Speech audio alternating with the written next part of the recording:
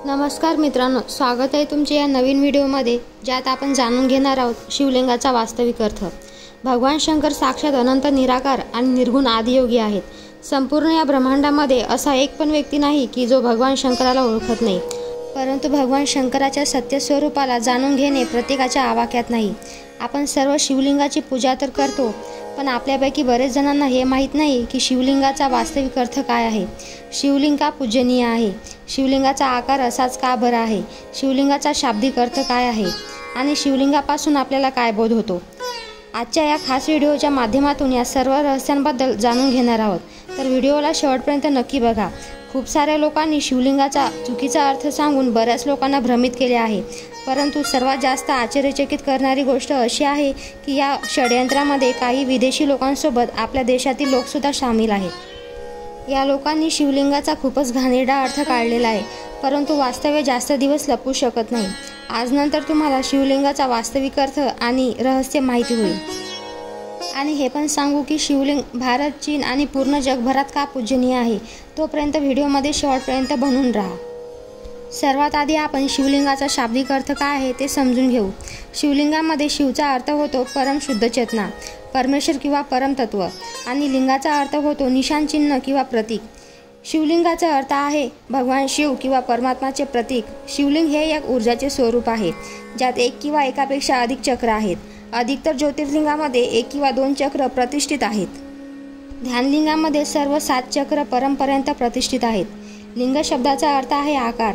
आपण याला आकार यासाठी म्हणतो कारण जे अप्रकट आहे ते जेव्हा स्वतःला प्रकट करायला लागते, किंवा दुसऱ्या शब्दात सांगायचे झाले तर जेव्हा सृष्टीचे निर्माण सुरू झाले तेव्हा सुरुवातीला पहिला आकार जो घेतला होता तो एक दीर्घवृत्ताकार होता। एक पूर्ण दीर्घवृत्त किंवा इलिप्सला आपण लिंग बोलतो। सृष्टीची सुरुवात नेहमी दीर्घवृत्त किंवा लिंगाच्या स्वरूपात झाली आणि त्यानंतर खूप साऱ्या रूपांमध्ये प्रकट झाली। आणि आपल्याला आपल्या अनुभवातून हे माहिती आहे की जेव्हा आपण पूर्ण ध्यान अवस्थेत जातो तेव्हा पूर्ण विलीन होणारा बिंदू येण्याआधी ऊर्जा पुन्हा एकदा एक दीर्घवृत्त किंवा लिंगाचा आकार घेते। संस्कृत भाषेत लिंगाचा अर्थ प्रतीक असा होतो, म्हणून शिवलिंगाचा अर्थ भगवान शंकराचे प्रतीक असा होतो। म्हणून शिवलिंगाला भगवान शंकराचे पवित्र प्रतीक म्हणून पूजिले जाते। या ब्रह्मांडामध्ये फक्त 2 गोष्टी सत्य स्वरूपात उपलब्ध आहेत, एक आहे ऊर्जा आणि दुसरा आहे पदार्थ। आपले शरीर मातीपासून बनलेले आहे, जे एक ना एक दिवस या मातीमध्ये जाणार आहे, म्हणून त्याला पदार्थ म्हणतात। परंतु शरीरामध्ये असणारी आत्मा अमर असते आणि ती शक्तिशाली असते, म्हणून तिला ऊर्जा म्हणतात।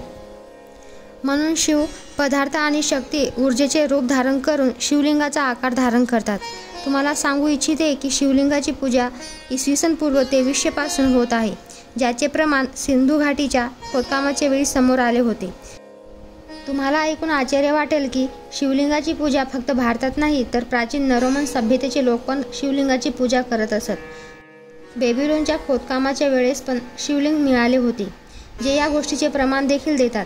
शिवलिंगाचा अर्थ मुख्यतः ब्रह्मांडापासून आहे, ज्याचा ना कोणी आदी आहे ना कोणी शेवट, अर्थात ब्रह्मांडाची कोणतीच सीमा नाही।